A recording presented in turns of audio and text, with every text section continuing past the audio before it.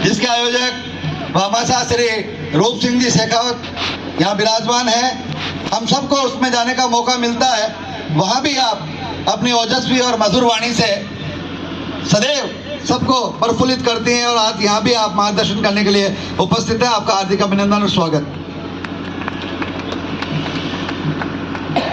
आदरणीय मंच, माँ सरस्वती, माँ भारती, माँ कुलदेवी, मेरे से पूर्व वक्ता ने जो चीज़ कही थी या जो बात कही थी वो हमारे जीवन में आज सबसे ज़्यादा ज़रूरी है। उन्होंने ये कहा कि राजपूत के घर जन्म लेने से कोई राजा नहीं होता है, लेकिन एक ही माध्यम है जिससे हम पूरे समाज को बदल सकते हैं और वो माध्यम है शिक्षा। शिक्षा के लिए मेरा सभी आए हुए मेहमानों से, मातृशक्ति सबसे अनुरोध है कि अगर आपको शिक्षा के लिए अगर आप थको थाली भी बेचनी पड़े तो आप बेचिए, क्योंकि आपके बेटे में और आपकी बेटी में अगर प्रतिभा होगी तो वापस खरीद ली जाएगी।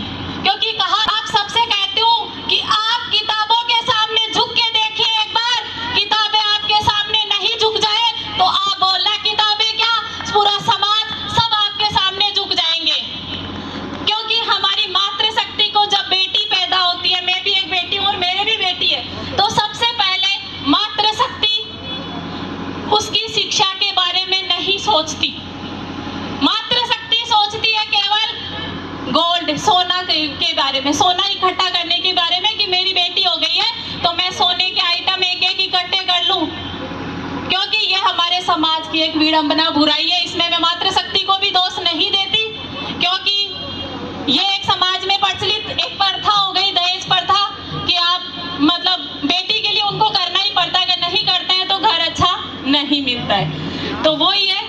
और मैं मानती हूँ सभी आए हुए जो प्रतिभाशाली युवक और युवतियां हैं, और सबसे यही अनुरोध करती हूँ कि अगर मेरे